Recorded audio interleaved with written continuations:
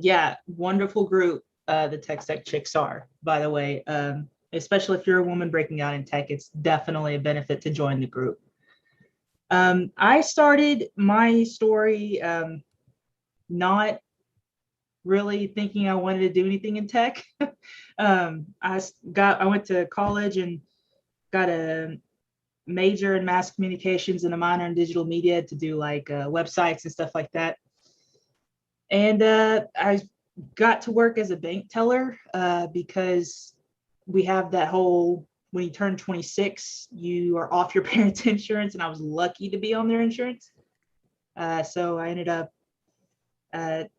desperate for a job, so I got a job with insurance being a bank teller. And about a year after that, I got into the IT department, and I was doing like half IT and half media stuff. And the more I did IT, the more I was like, this is kind of my jam. This is kind of where I'm wanting to go. So I ended up doing that, going into that full time, and kind of joined the community on Twitter and realized how interactive the community was. And I'm someone that's very hard to talk to people. So I ended up following a couple of people trying to interact, and I ended up coming across Kiki, and she started the Tech Tech Chicks, and it kind of just went up from there for me in going further in my career and coming across some great friends within the community, and it's been a blast so far. Yeah, definitely. And so that whole intro everybody just missed for me, not for you, Mary, because OBS was set to the wrong mic. So even though y'all can hear me, they could not. So let me just say, Cyber Warrior Studios, Security Happy Hour. I'm Cyber Warrior. Thank you all for joining us. Now that we got that out of the way, let me grab a beer. But while I'm grabbing a beer, because now my fridge is all the way over there in this new room. But once my bar's built, then I'll be right there with it again. But it'll be a few months. But while we're doing that, Eric, I'm still here. Let's get your intro and figure out, kind of how you got into this. Especially how I got to know how you got the nickname Cyber Papa, because I self-appointed Cyber Warrior to myself. I won't lie. Some people say you shouldn't do that somebody should just give you a name, but nobody gave me a name, and I was in the military, so Cyber Warrior worked for me. So well, I got Cyber Papa from a bunch of different people. So over the years, so I actually have been in InfoSec now for 31 years, and I started my career around 89. And the reason that they call me Cyber Papa is, number one, I have 8 children, 7 boys, 1 girl. Hold on, time out. I have a buddy with like 6 or 7, but it's like a mix throughout. I have 5 boys. Tell me the girl was your last one, and that's what you were trying for? She's in the middle. Why? Yep, she's now 21. You see the white hair? Yeah. Yeah, tech chicks can be troublesome sometimes. Right, Mary? We try. Okay. So I have 7 boys, 1 girl, and we adopted 1 more. So 9. So that's the Papa thing. I'm originally from Puerto Rico, so the Latinx community representing here. And also, when I used to manage different SOCs and cyber fusion centers, I got the title best worst dad jokes in InfoSec. So with that, dad, Papa, I was always the mentor and stuff like that. So that's where the Cyber Papa thing came about. So like I said, I've started my career 89, 90. I went to the University of Massachusetts, Amherst, which was, they call it ZooMass. for obvious reasons. And I started there in computer science. Actually, I started out as an electrical engineer first, but I fell in love with computer science and started working in one of the labs. And they were doing the early, trying to secure their networks because everybody was playing around. And that's when I fell in love with security. And I've been doing security ever since. I haven't been outside the organization or the field. So joined the military, and then of course before that was before all the cyber was there. So was in Bosnia and Kosovo, and I was the IT security guy because I was the intel guy. So then it just grew from there. And when I got out in 2000, um, I just started working. I was 20 years in DC, and then I've been all over the world. So That's awesome. So you've actually been in it from the beginning, which is nice. yeah, The fact that you're still learning, there's a lot of people that get into it early and then get to a certain point and just stop learning. They just are like, oh, I know policy, or I know what I need to know. And so it's not everybody. There are very, very, you know, good people out there that are experienced, that know their stuff and know that it's a field that you have to constantly keep learning. But there are still people out there that hit a certain level and are like, all right, I'm done. I don't need to learn anymore. I'm good. I hit a certain point and I'm happy, which is fine. But then you'll see they kind of get scared when others come in that know more than them. I've seen it in all of IT. I've seen network administrators that get scared when new technology comes out, and I've seen sysadmins that new Windows Server comes out and they're like, man, I don't want to learn that. I don't want to have to know this. So I've seen it throughout all of tech. I've seen people sit in the same GS jobs for years and not want to move up or go anywhere because then they'd have to learn something new, and they're afraid to. So the fact that you've stuck with it this long and keep on learning is amazing to see, and I love seeing it. Yeah, and those people that get stuck like that they just get tunnel vision on some area. Yeah. And I've done pen tests, I've done policy, I've done SOC operations, I've done cyber defense pieces. I've been blue, I've been red, I've been purple. So I love learning. And the one thing as we grow older is I've forgotten more things than I currently know. So, when I started out, we were programming in Pascal, Fortran, and BASIC, you know. Go work at a bank. I'm sure they still use those languages.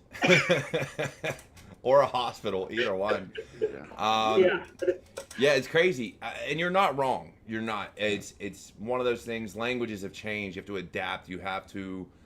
And I think that's what's hurt our critical infrastructure for so long was we were so scared to look at a different software company or look at something different and migrate. You look at banks that probably up until maybe the past 10 years, their bank systems were black screens with green writing. I mean, my time frame can be off, but I know from the time I started using the bank, we already were at, I don't know, Windows XP maybe, even Windows, I don't know. I was 16. It was years ago.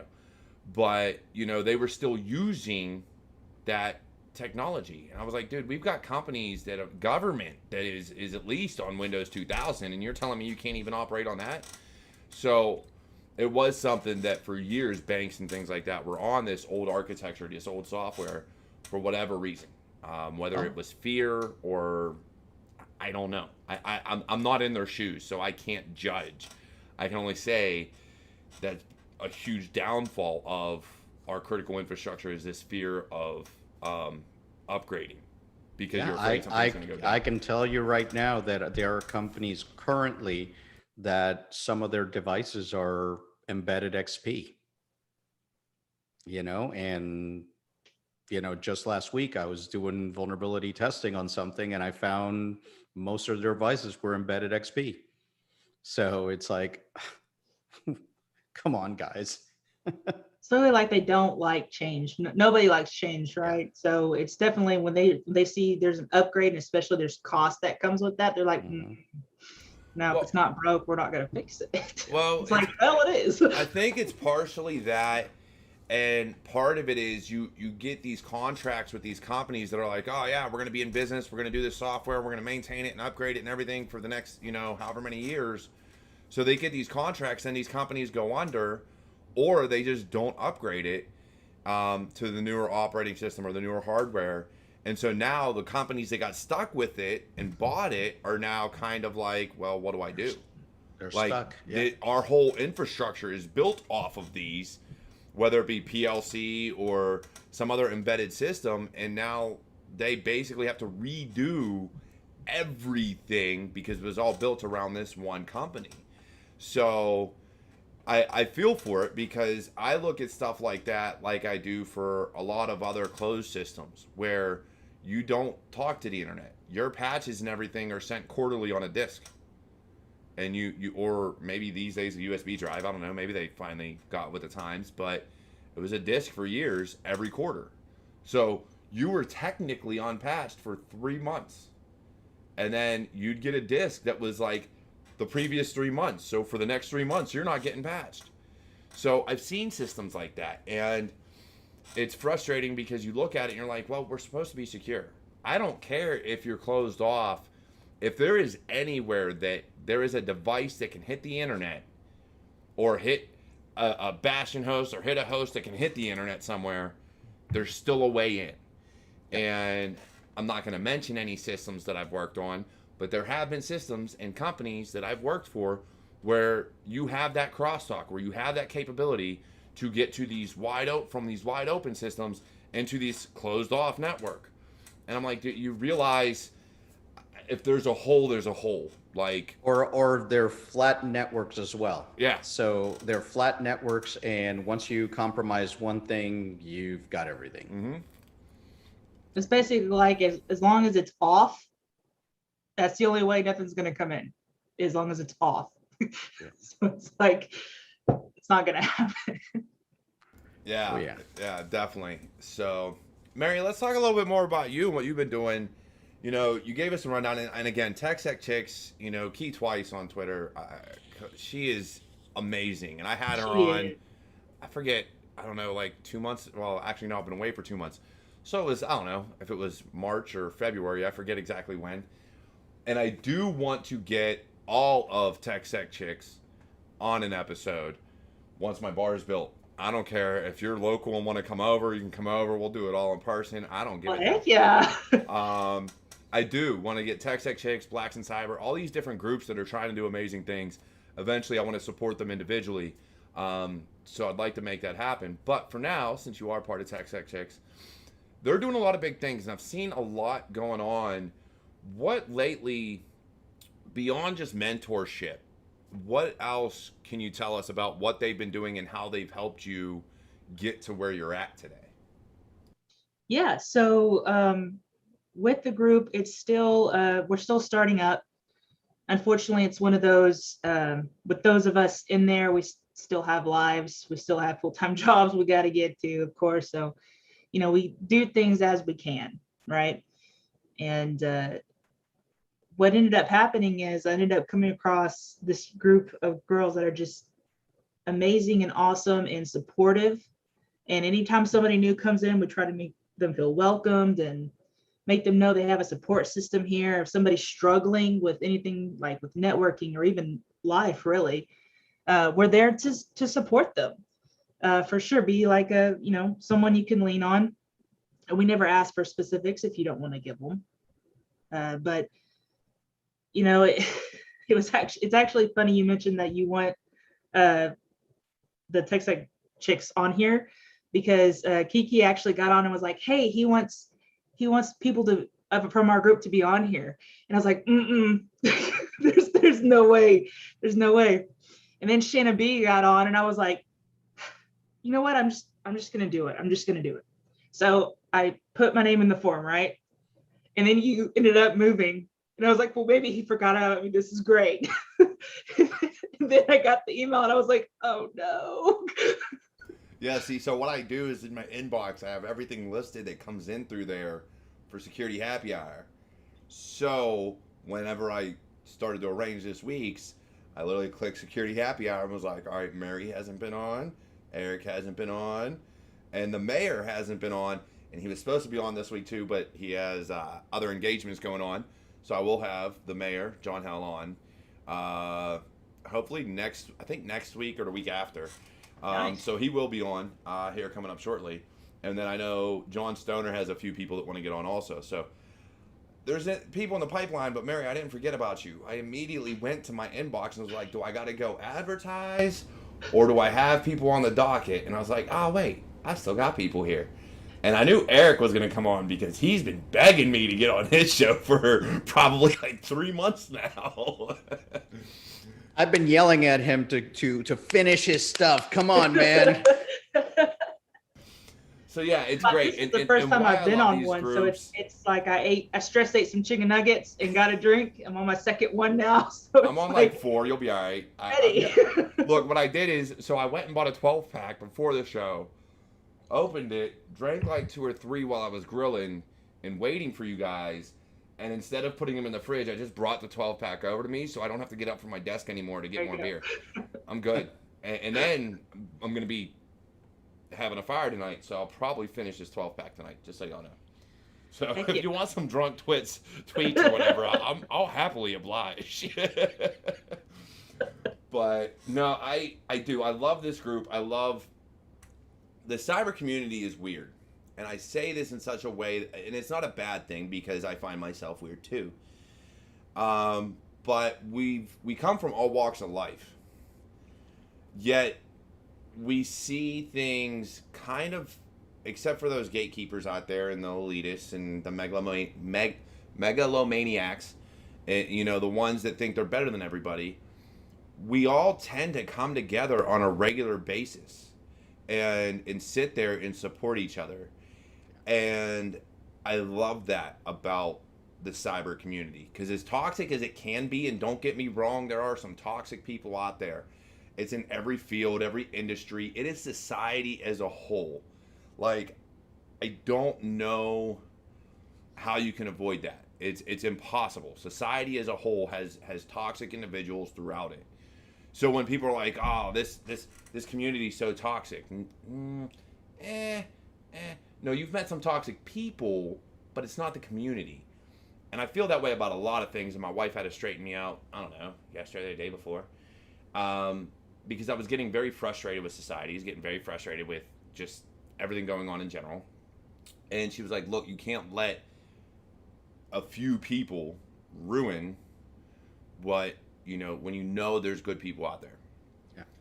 And I feel that way about this community is, yes, there are those people that, look, I get along with as many people as I can. I don't look at somebody's beliefs and be like, oh, I can't be friends with them. I care less what you believe. Are you trying to improve society? That's what I care about. Like, that's truly, are you a good person at heart? That's what matters to me. So that's why I love Alyssa. I love, Lisa Forte. Like, across the globe, there's been so many people that I've interacted with that are just trying to do amazing things. So having you two on and getting, Latin America represented with Eric and, Tech Sec Chicks once again represented with Mary, I love it because it just shows the vast difference of how we can get into this field and still learn and grow and really make big things happen. This group, this community of cyber professionals that we all, it doesn't matter if you have been 1 year in the field or if you've been, 30, 40 years in the field. You put something out on Twitter and you say, hey guys, I need some help. You got 40, 50 people jumping in and saying, what do you need? Absolutely. Okay. And it's very rare, but like you said, there's some elitists out there that, oh, what? You don't know the OSI model? Psst, get away from me. Or the infamous try harder. Oh yeah. Look, we all know I got my OSCP. I advertise that shit. But at the same time, that whole try harder motto can get the out of here. It really can. Get the fuck out of here. Because a lot of times it's, hey, I just need a hint or a nudge. Try harder. That's not a freaking hint. I'm not taking the test right now. I am looking for a little advice on something I may be missing. Try harder. Kiss my ass. Yeah. Because I've been a pen tester. I've been blue team. I'm a consultant now. I work every aspect of cybersecurity. I've seen every aspect, and I interact with people of all ranges. That try harder motto, look, it started out as they meant well by it. That just keep trying. You may be missing something, look again. But the people that use it in the forums are not OffSec. No. It's that elitist attitude of, well, I got it. You should be able to do it on your own. No, bitch. I need help. That's what I need. Explain this to me. The only time I've ever got frustrated is because I saw OSCP as something you should already have at least some knowledge before you go into it. I would say you should probably know how to crack passwords, Windows, Linux, whatever. Like, you should have that basic knowledge of, okay, I've looked this up, I've tried, I've done these things. So when you come to me and you're like, hey, what do I need to do to crack a Windows password? And I say, Google. Because literally, Google will give you the files you need to do that. And you keep coming back and basically asking me to give you the answer of how to do something. That's when I'm done. That's when I'm like, look, you're already halfway there. My first question in every interview when I hire somebody is trying to get them to say, well, I'll Google that. Okay. If you, in information security, I don't care if it's your first day, I don't care if it's your 30th year, what's the first thing I always do? Google that. That stuff. Yeah. Everybody. That was when I was in the Army or the Air Force. Actually, when I was in the Guard, our server admin was very good at what she did, and she had so much tribal knowledge behind the systems. It was utterly ridiculous. I served in both branches. I retired out of the Army there, Eric. So don't give me that. Air Force, that. Okay. Hey, don't be jealous of the Air Force. Let's be real. If I had to do it again, I would have joined the Air Force. Yes. Exactly. But she had so much tribal knowledge that when I'd go to her, I'd be like, look, she's got to know this answer. I'm just going to go ask her. And her first response every time is, did you look it up? Yeah. Shit. No, let me go do that. But it was so you learned how to do it. It forced you, A, to learn how to look shit up, and B, because then you'd remember it. Because if you're just given the answer all the time, you're not going to remember. Like, you may know how to do it for right then, but then the next time it comes up, you're going to be like, wait, what did I do again? Whereas if you look it up, you find the answer, you know the answer. Now, if you went to her after exhausting your Google foo, then she'd be like, okay. So look, you may have missed something or looked it up wrong, so this is how you do it. And if you're trying to find it on Google, this is what you would type in, and it'll bring you up to the answer you need. Oh, that makes sense. Okay, thank you. But some people just want answers, and I hate that. I don't like being given answers. I like being nudged in the right direction. And when I was in the Army and went through my SANS courses, and we did a bunch of CTFs. We did 3 coins for Net Wars and some other stuff. And me and my buddy, we were on opposite teams, but it was always, dude, I'm missing something. Did you look at this? Shit. No, let me go do that right now. But that's why I always say pen testing, red teaming, blue teaming, it doesn't matter what you're doing. It is so difficult to do as an individual because it's impossible to know everything. Cybersecurity is a team sport. Yeah. It's a team sport. Absolutely. And no one of us know everything about everything in cybersecurity. So when we say we're a cybersecurity professional, what does that really mean? You might be a cybersecurity professional in forensics, or you might be a DFIR person, or you might be a, pen tester person. You might be a generalist or something, but you do not know everything. My father once told me, you only know that you know nothing. So, and that's so far in this community, I haven't come across anyone that says they don't Google anything. So I'm waiting for the moment that I do come across someone that says, I don't have to Google this or Google that. And it's like, you're a liar. BS. You're a liar.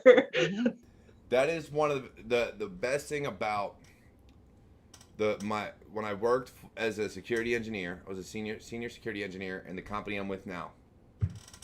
Both interviews I've taken, it was, if you don't know, that's okay. And so when we did these interviews, like the one I did for the company I'm with now, like we're going through this whole process of doing things. Now, yes, if you said you knew something, or if you talked about a step in a certain process, it went deeper. And it's like, okay, so tell me about this. And it would get to the point where either A, they know you're bullshitting, or B, you're going to sit there and openly admit, I don't know. I'd have to look it up.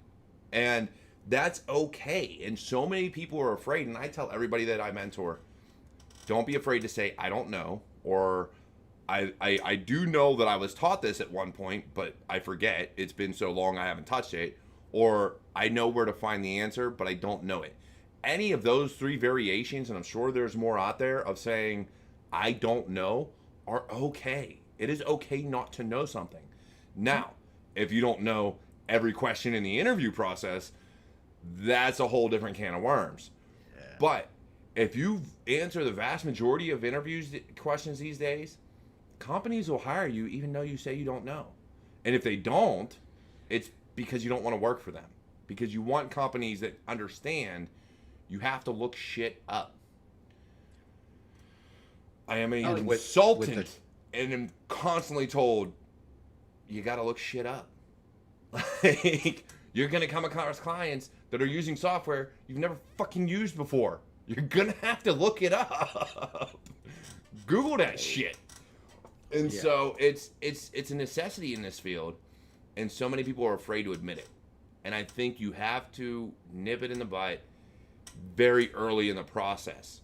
And if you're doing a screening call, if you're doing the very first technical interview, whatever the case may be, if they don't at any time say, I don't know, that's not someone you want on your team.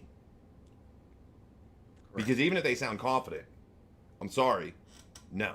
Because there's no way that I'm going to ask you all these questions and you're going to know every answer. Because I will throw some bullshit out there that even I don't know the answer for, and I think is a bullshit question to begin with.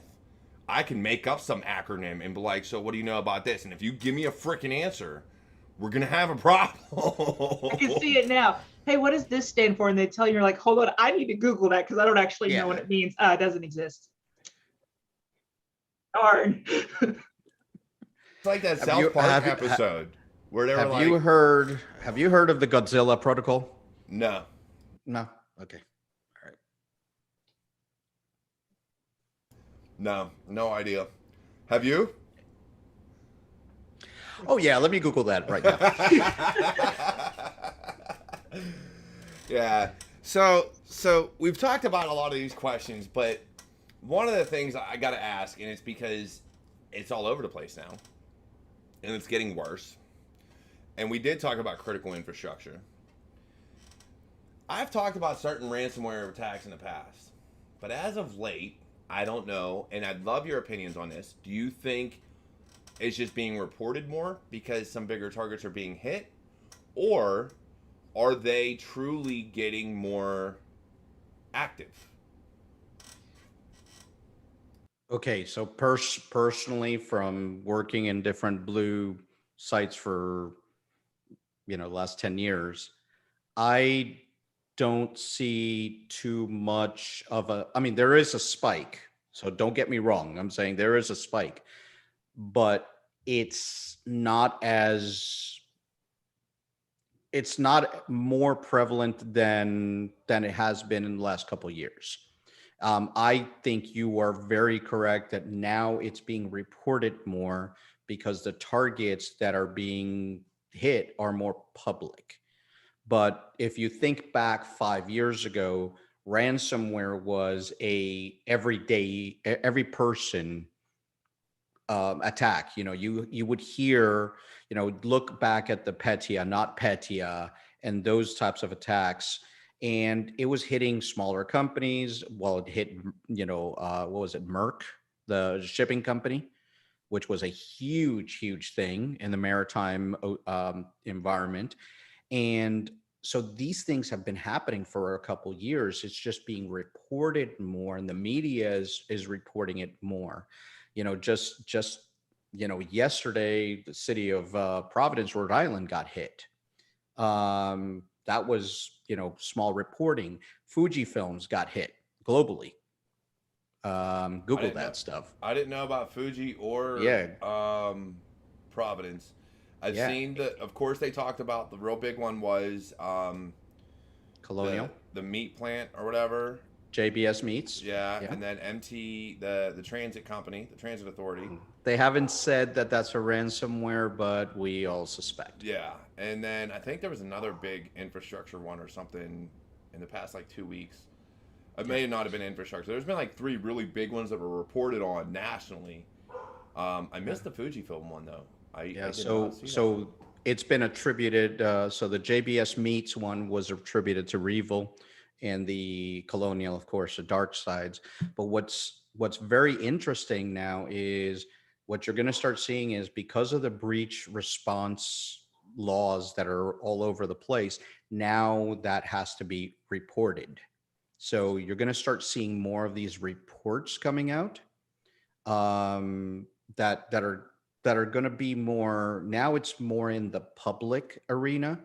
So it behooves us as cybersecurity folks is to be able to be good cybersecurity communicators, and you've got a big platform, D. It's use the platform to communicate to the people, not just the technologists, but the people around us that are listening to this and saying, oh no, the sky is falling. And it's like, no, the sky's not falling, guys, calm down. We just have to get better at what we do. We got to get these companies more interested, because usually security is what? A pain, it's money going out. It doesn't bring any money in. It's not, it's just not. So now companies are starting to realize that, wait, I've got to invest in my security so that my business doesn't hurt later on. And, today it came out that Colonial was the way that did you find out how they went in? I'm going to say SolarWinds. Am I wrong?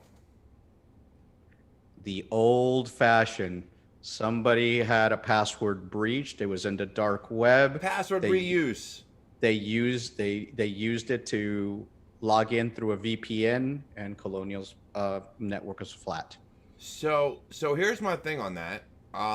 We all know password reuse is still going to be huge for a while. That's never going to go away. I wish it would, but as long as passwords are needed, it's not going to go away. Now, what do you think is more dangerous to these organizations? Password reuse in that context, or in the cloud? Because think about it. You can log into Azure portal on a password reuse, log into Azure portal, and now you have access to all the applications. All of them. Whatever that person has access to, you now have access to. Instead of saying it like that, I would say the meat sacks are the problem. Okay. I agree. the people, the humans, like for instance, in this case, we don't know yet, but what's being reported now is that it was a password that the person wasn't even in the company anymore. It was breached, and they did not deactivate the password.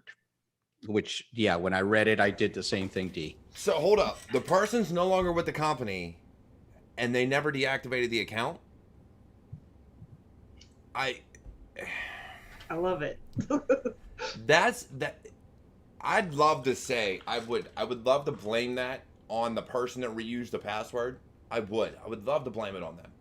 But if they're no longer with the company, my point of blame goes to that administration, that setup, that why you would keep an account active after you're leaving, Like, those should be disabled before you even leave the company. Like, if you put in a notice that last day, like, it should be set to expire that day you're leaving the company. You want to hear this? Okay. Hackers gained entry into the networks of Colonial Pipeline on April 29th through a virtual private network account, which allowed employees to remotely access the company's computer network. I'm not going to say the names. The account was no longer in use at the time of the attack, but could still be used to access Colonial's network. The account password had been discovered inside a batch of leaked passwords on the dark web, which means that the Colonial employee may have used the same password on another account that was previously hacked.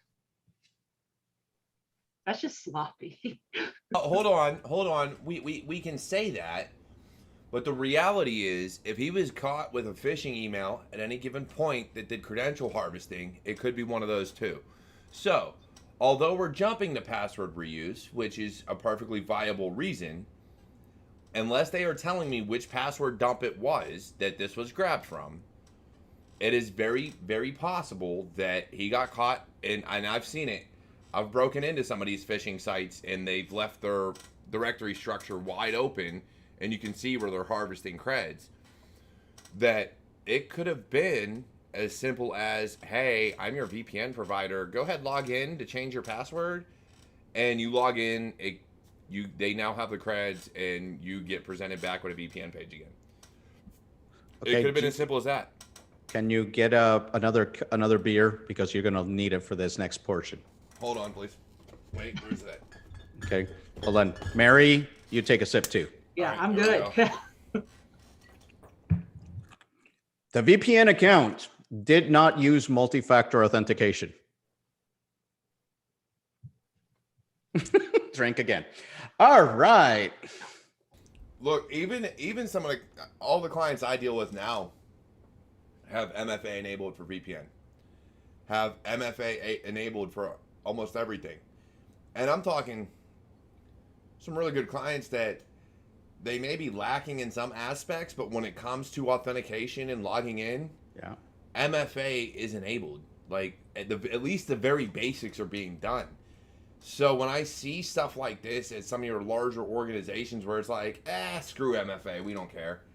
Like, are you freaking kidding me?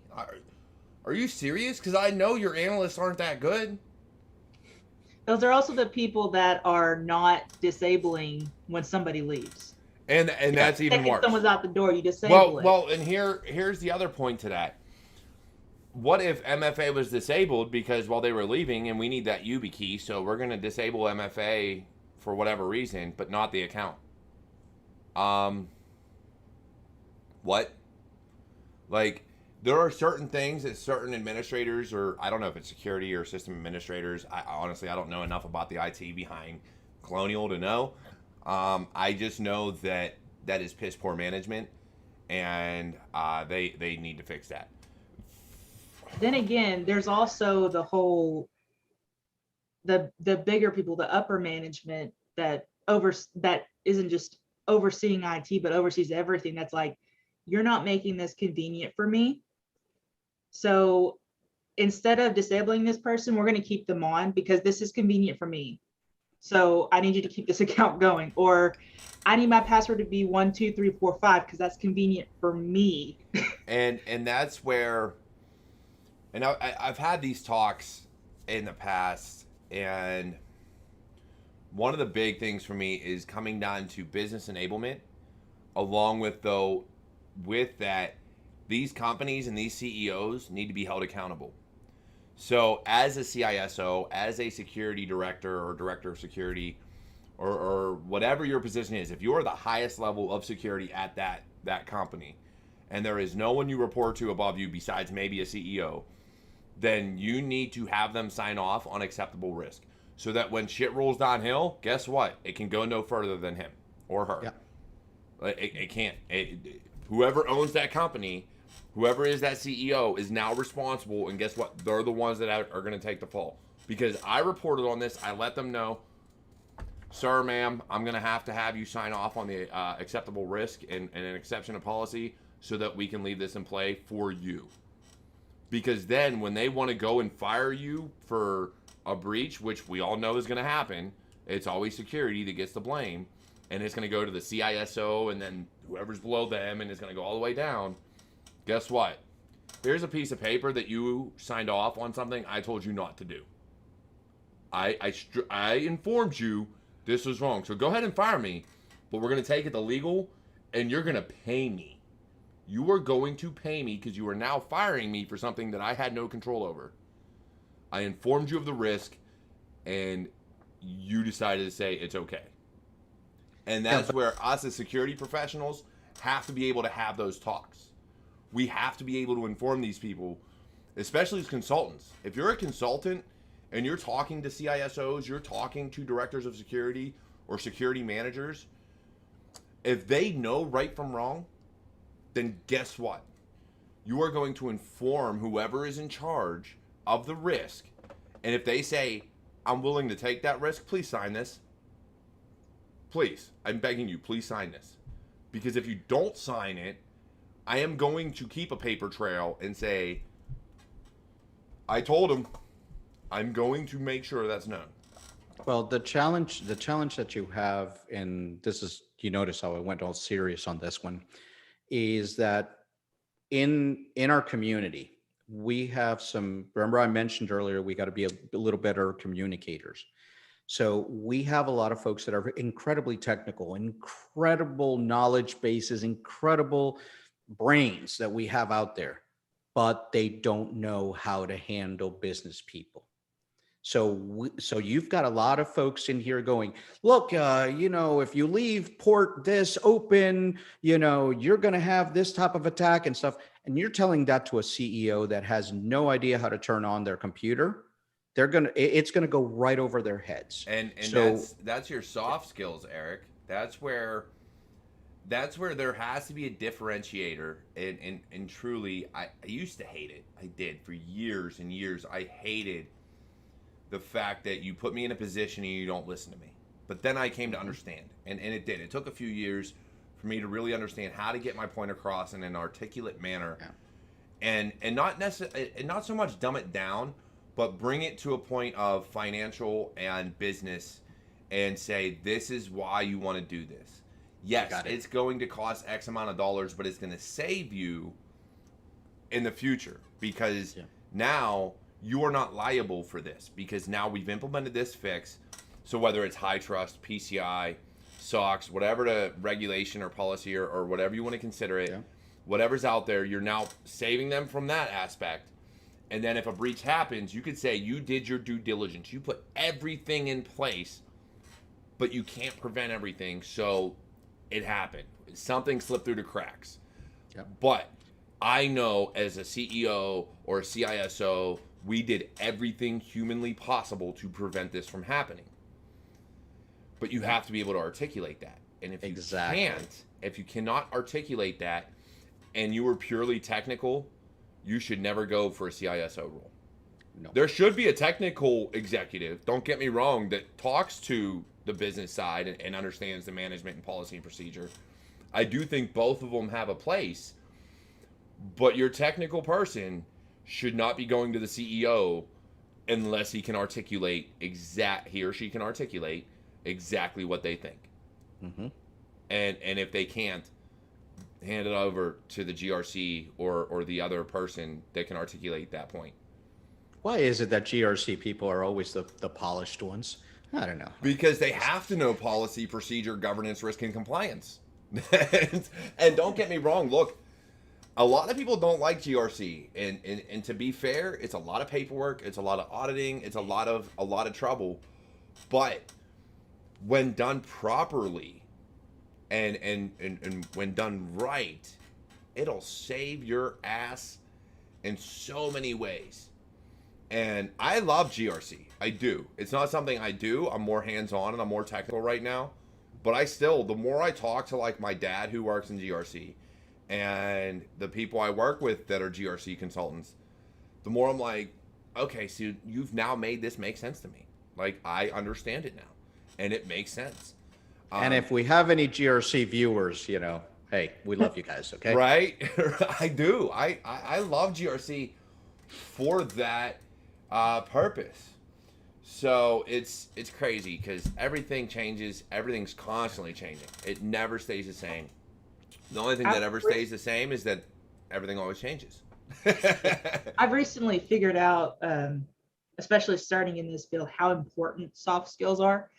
Very, very important in getting your point across. Because there's been times where I'll start talking to somebody and be like, I need to backtrack and start this conversation over because you didn't understand any of that. I need to make this less technical for you. Correct. Like, and not in a bad way. It's just like it's like if you're talking to somebody that is a lawyer and they start speaking law to you, it's like, I don't know what you just said. So it's kind of like that. We'll get the privacy lawyers to chime in on Twitter one day on some of those because he seems to know what he's talking about. But it does. It's like when I try to explain things to my mother, who likes to claim she does things that she doesn't do. You know, she takes credit for a lot of the things that I do just for fun. She's like, oh yeah, I did that. I taught you that. No, you didn't. But yeah, we gotta. You know how to use Mimikatz. I taught you that. Right. We have to get better at presenting ourselves and articulating. And that's one of the reasons I love doing this and love getting people that are afraid to talk in front of others on here. Because A, you get to drink and do it. And B, it's a comfortable environment. And so I'm not sitting here saying you have to be the most professional person in the world. Because the Lord knows when I'm on here, I have a beer, get about 10 in me, and I'm not. But at the end of the day, it's all about showing your knowledge and what you know. So we do, though, as professionals, have to get better at articulating our points, especially if you want to move up in any company. And I told this to my boss, and I've told it to his boss. And one of the things I live by is my Army training, where you should be able to work one position up and 2 positions down. So you should be able to do your boss's job. And if you can't yet, start learning it. Because if you want to get promoted, if you want to get better in your career, you should really know that side of things. And if you're getting to a level where you're going to eventually get into management, you should probably understand that aspect too. Yeah. And you want to know too below, because guess what? People leave companies. So if somebody leaves, you should be able to do the lower job. So if your job is all hands-on and you leave your lower people to do reports, your ass better know how to do reports. If you do all the reports and they do all the hands-on work and you haven't touched equipment in 5 years, you're wrong. You should probably still be touching equipment if somebody below you touches equipment. And that's just one of the ways I've always lived by. Because A, I want to get promoted and get to those next levels. And so should everybody else out there. Now, it's not for everybody. Some people don't want to do management, which by all means, if you're making good money as a consultant and you don't ever want to do management, have at it. If you're comfortable with where you're at, as long as you're continuously learning, I don't care. Have fun. Keep learning. Keep growing. Doing what you do. But me personally, I would love to get to a point where I know that I've reached that peak of my career. And until you hit an executive level in some way, shape, or form, I have not hit the peak. And I can't sit there and say I've been a CISO because I haven't. Even a virtual CISO. Nope, not me. I'm a freaking senior consultant. That's what I've been for probably the past 2 years. Like, that's what I'm at. I want to get to those next levels, and so I have to know my boss's job. It's not what it's cracked up to be. It's not. And I'm not saying it's the greatest, but you do want to. There are people that in order to be able to do that, they don't know how. They don't. Well, how do I get promoted? How do I go from a consultant level 1 to a level 2? Well, you should know that level 2's job. How do I go from a level 2 to a level 3? Well, you should know that level 3's job. If you can do their job, then you deserve that promotion. And one of the things is that we in the community, bringing it to the community, is that we need to help mentor other people that are coming up. And Mary, with you guys, your organization, and the other organizations that are out there, and all of us mentoring each other, regardless of, color, race, size, whatever. Okay. We're just cyber people. Okay. But we need to teach everybody, because there are some, you mentioned the elitists, but it's not just elitists, it's people who are too busy in their own lives that don't think of that of that stuff. So they're working at their level and they don't mentor the people down. So when they disappear and go take another job, these folks are kind of left there going, well, what do I do now? How do I move up? How do I move to the next, going back to the Cyber Papa, that's one of the things that I love to do. And I've done in my career is everybody that's under me, I'm like bringing them up. I mean, I'm pulling people with me. And that's, Mary, that's, not to cut you off, Eric. Mary, in your work, have you seen that? Have people been helping you in your current field get Yes, moved up? actually, I'm lucky enough to have a boss that does nothing but build me up. So I'm very lucky there that I'm in a position where I have a boss that says, you don't know how to do this, I'm going to show you, and then you're going to show me how to do it. It's like that, and it's a great thing to have. Train the trainer. That is the best way to do things, I feel. And again, I'm just one person. I can be wrong, but I really do feel training the trainer is an awesome way to go about. You get taught something, but if you can teach it back, it reinforces what you learned, and then you may learn something new along the way. So train the trainer is an awesome concept. Oh, yeah. And the fact that you're with an organization now and your boss is doing that for you. My boss does it for me. I'm in on his calls. I know what he does. I know how he's doing things, and I'm with an organization that we're supposed to spend 10 hours a day working.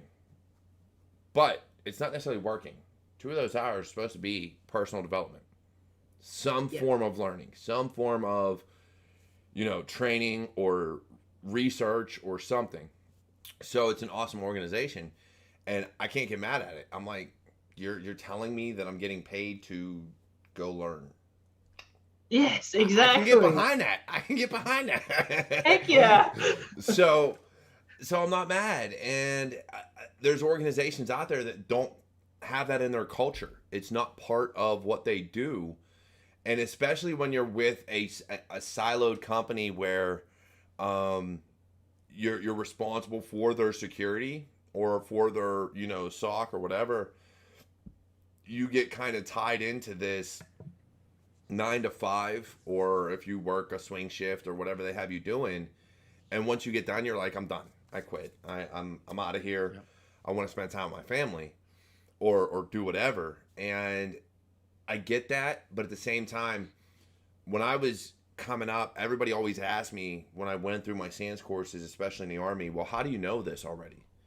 Well, because while you were home watching TV or playing games or doing whatever, I took an hour or two every night to study, to learn. And I've been doing this for 10 years, learning on my own, something that the military wouldn't teach me because, like you said, Eric, for years, it wasn't part of the military. So by the time I got to that point, I had already been doing it. And so when people came into these courses, they were like, I don't know any of this. Well, what'd you do? Did you prepare? And I'd ask that. And people get mad at me. And I'm just like, look, if you don't have the passion for this, to really love what you do, you may be good at it, and I'm not going to take that away from you. I won't take that away from anybody's skill set away from them. But the reason I talk about passion and drive and loving what you do is because then when you get done for the day, you may not be working for a company, but you're going to have a side project, or you're going to have something that you're doing that either reinforces your knowledge or teaches you something new.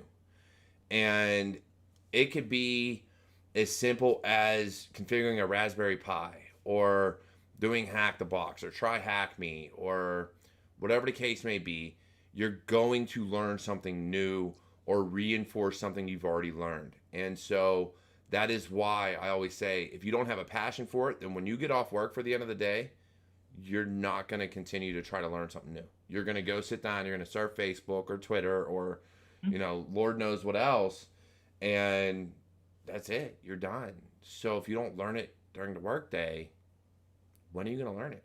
When are you going to make something different? Keeps that spark going, right? Like, it still gives you that passion to keep going. Whereas you work 9 to 5, come home and just get on Facebook, you end up getting into a rut, right? But if you end up having projects and you're doing new things and trying new things, it's like keeps it going and keeps giving you that drive. That's what gives me Tech Tuesday. if it wasn't for Tech Tuesday with my family and everything else I got going on, I won't lie. There's days where I just be like, you know what, I ain't doing nothing. I'm gonna go watch TV and veg out and not care. But I have different projects and different things I'm doing and different ideas. So it keeps me learning and growing. And actually, my wife, I bought this book. Hold on. Learn Python 3 the hard way. I bought that for my nephew and my mom because my nephew was going through Python. And then he decided at the end of the class in high school, he was like, I ain't never doing this again. So they gave it back to me. So it may be something I eventually go through, even though I do Python. It'll be fun to go through it again. Why not? It'll be something new. Or refresh something anyways. Well, you see, that's when you send my Uno, Eric, we'll talk. They're right here. Right here. I've got 2 Unos ready for you in a box in here that I'm going to send you. Nice. Okay. So this is what I want to see all over your office. See? All right, I'll have to figure that out. Look, my steps have the LEDs. I bought the C by GEs. I didn't put them over the office yet. This is Mr. Eric programming these things right behind you right here. But, well, okay, I copied and pasted the code, but that's a different story. Hey, hold up. That's the only way to do it. I actually, part of my Tech Tuesdays coming up is going to be, I have homeautomation.io or whatever it is. So I bought the Odroid box. So I'm trying to convert my house eventually, now that I'm all set up, to just in-home. It'll have a little bit of cloud access, but it'll, for the most part, just be an isolated network where once I get motion detectors and heat sensors and all that other stuff, it'll actually be a smart home that's off the internet because I don't want it on the internet. Adafruit. So do you know Adafruit? Adafruit they have some stuff too, yeah. I can't go to that website. Oh, why? You get itchy fingers there, Eric. Add to cart. But yeah, so look,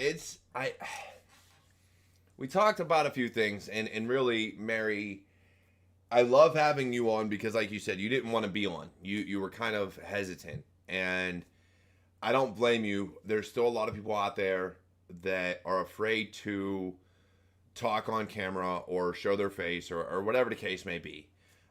Social anxiety plays a huge role.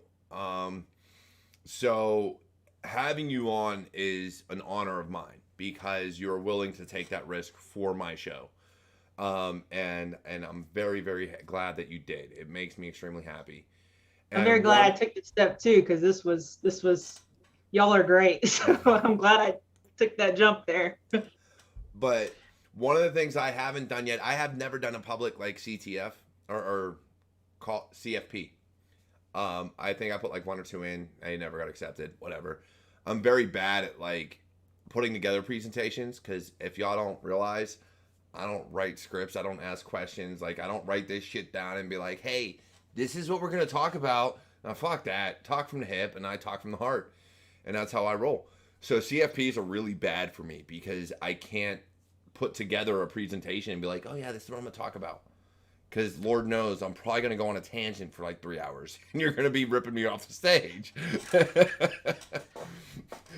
Look, I've talked on multiple conferences. I will tell you in 30 years, I've never written a call for papers.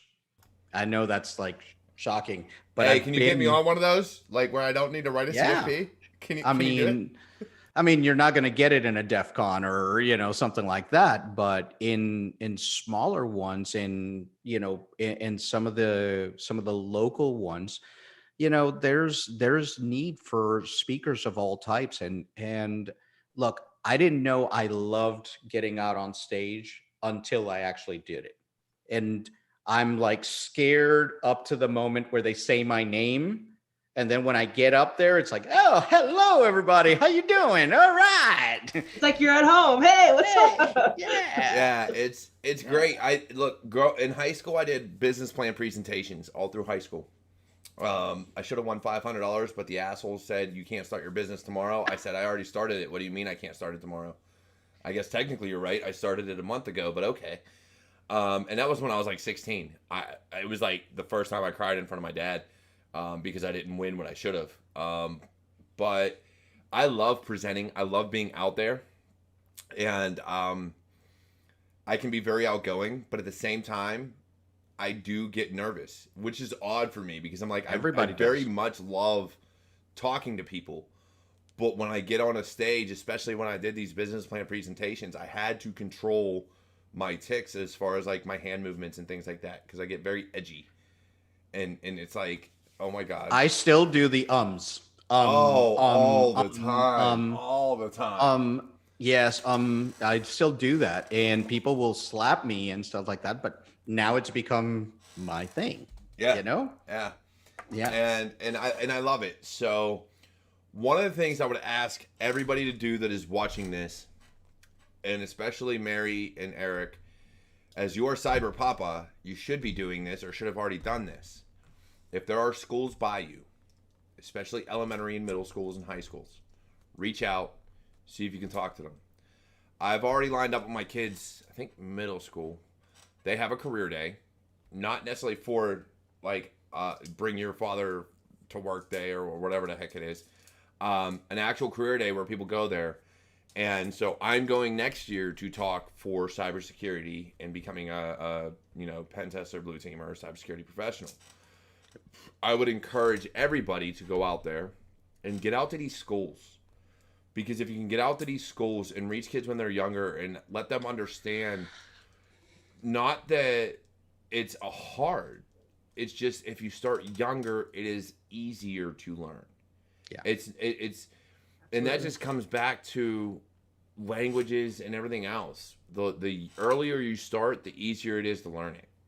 And if we can reach kids as they're younger, especially when you're looking at Mary, I beg you, please, please, please, please do it, because everybody wants to talk about getting diversity and females and people of color and everything else in the workforce. Then start making a difference and going out there and not just trying to reach your peers at your age level or someone already trying to break into the field. Reach the kids, talk to these schools. If you live by a school, start talking to them and saying, hey, I want to come talk about cybersecurity. So let me add two things. There is, if you also live by a civil air patrol, the U.S. Air Force Civil Air Patrol, it's kind of I hate it. They're going to say they're going to kill me, but it's kind of like the Boy Scouts of the Air Force. Okay. And it's a lot more than that. So please don't. But they have a program. They have an amazing program called the Cyber Patriot Program. They're constantly asking for volunteers to help teach. Basically, it's a blue team capture the flag thing. And it's a competition. I coached 2 teams, 3 years back in Maryland, and we got to Maryland state level, but it's a national competition. So that's another one. And Mr. Cyber Warrior, I'm speaking to an AP science class on Monday in a school. So, Nice. Yeah, Yeah. they want to know about ransomware. Of course. It's ransom malware. Yeah. Yes, it's a type of malware that they ask for money. Okay. But yeah, I do. I encourage everybody to get out there. I tried it at my kids' old school. I did talk to the younger, the elementary school students about just social engineering and being online and the dangers of being on Facebook and all these other sites. But I also encourage everybody not only reach out to talk to these kids about that type of stuff because of the dangers of child exploitation, but also talk about careers in cybersecurity. So if you can talk on both spectrums, please do. Yeah. All right. It is very near and dear to me, solely based on the fact that I have seen the effects of this stuff.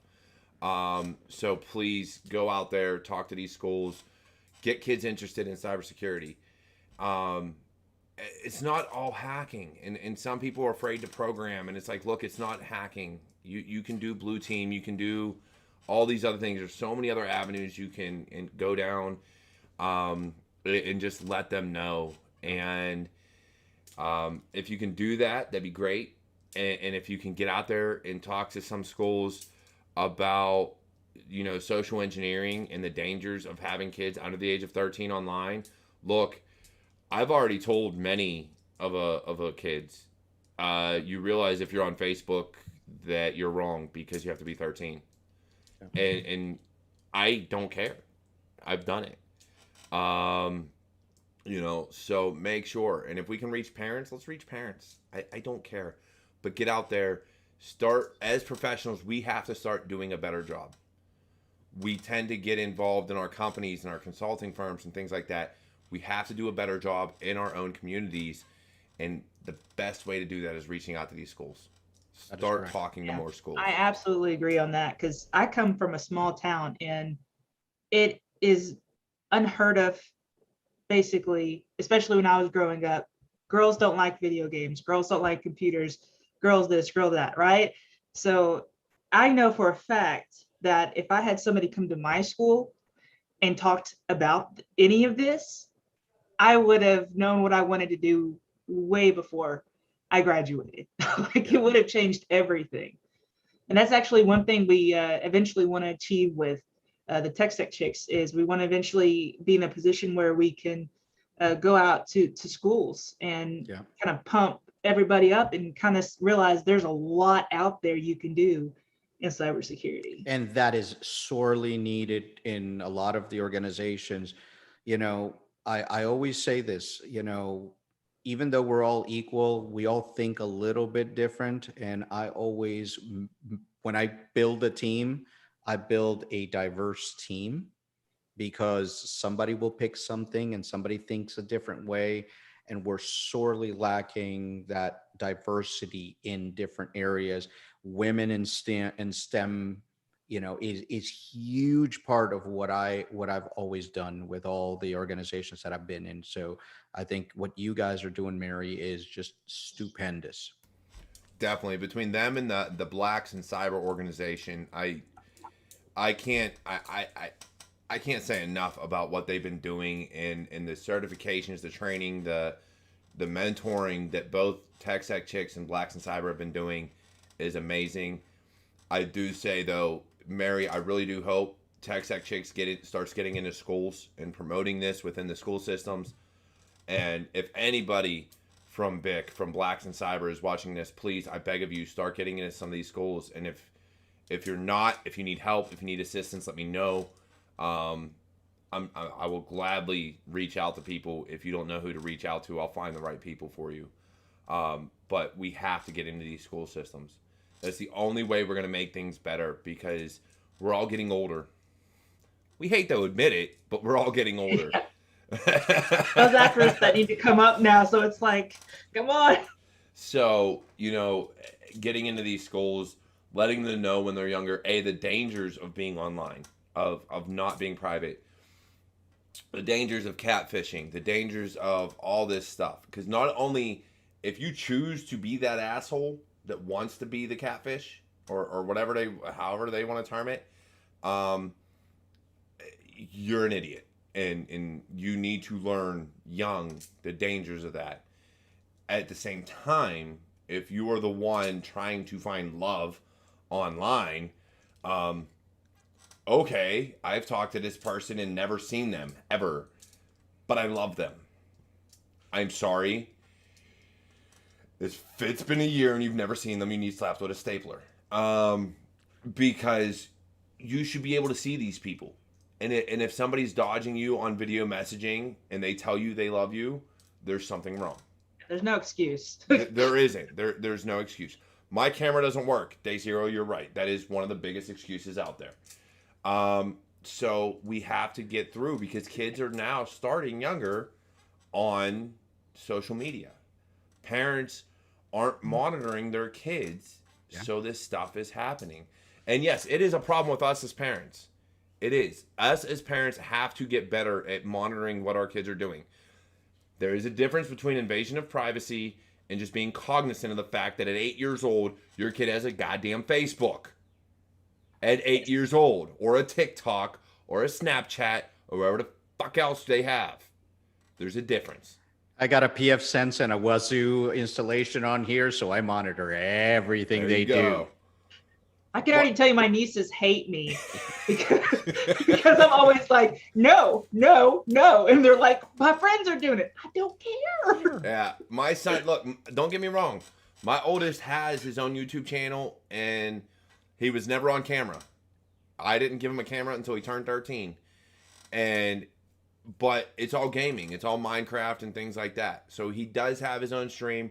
And I was more than happy to let him do it. I'm like, look, dude, you know gaming. You want to do game design and create caricatures and all this other stuff. You're not going on camera. He turned 13. I was like, I'll let it go. But guess what? Be aware. I still know everything. My 25-year-old just got a flip phone, so yeah. But yeah, so look, I love you guys. It's been great. And you really do mean a lot to me. Eric, as soon as you want to get me on your show at this point, let me know. We'll arrange it. Mary, it's been a pleasure and an honor having you on here. And Absolutely. seriously, reach out to the rest of the Tech Tech Chicks. Have them put in their information. Let them know to get on. I really hope that this show reaches more. And it's not for me. It's for the guests that come on. And I want people to understand that it's, yes, I wish you did my Patreon and GoFundMe and everything else I have out there. Because honestly, this this desk wasn't cheap, nor is this house or anything else that I'm trying to put together for you guys. But at the end of the day, I really don't care. Whether you do or you don't, it's on you. If you love me and want to do it, go for it. If you just like the show and want to watch the show, watch the damn show. I don't care. Just hit like and subscribe. That's really all that matters. Yeah. But I do have Patreon. I do have all this other stuff. So if you want to go out there, support me, all the links are in the description below. If you're on Twitch, look, go to CyberWarriorStudios.com. Everything's out there also. And it's been an honor, truly, for all those that have kept this channel alive for the past 2 months that I've been gone. I have to give a shout out to Devil Ray. That man put out some videos. Me and him have been talking. He helped at least put some content out while I was gone. Thank you, Devil Ray. It means the world to me that you were able to put that out there. And I hope to continue seeing different things tonight. Go out, go learn something. It's still early. Or, be like me and have 10 more beers. It'll be all right. There you go. Absolutely. I need a refill there, Cyber. Same. All right, get yourself a refill, Eric. Mary, go ahead, get yourself a refill. And I will talk to you all next time.